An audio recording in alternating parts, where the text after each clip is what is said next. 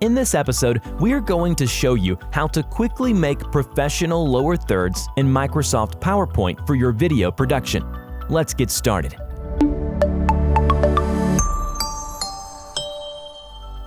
When you open a new presentation in PowerPoint, you may have a white background for your new slide, but you'll want it to be black so it can work with Luma key on your switcher or editing software. So, first, select Design and then select a black slide.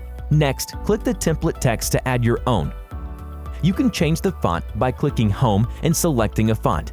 Here at Datavideo, we love the font Futura, so we will be using that.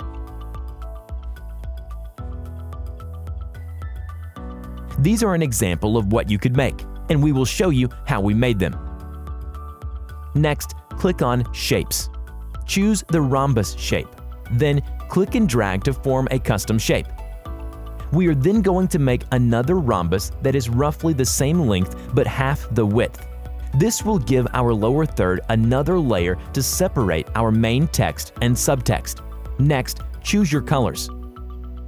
Then, position your text on the two layers.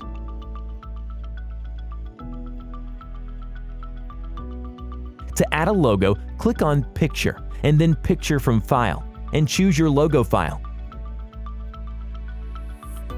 Luma key will key out anything black in the slide that is black, so it's important to have white text and colors that are not too dark.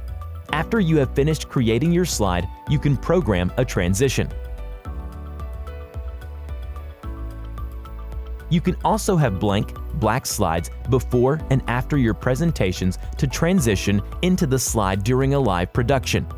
To play your presentation, click on Slideshow and then select Play Slideshow from Start.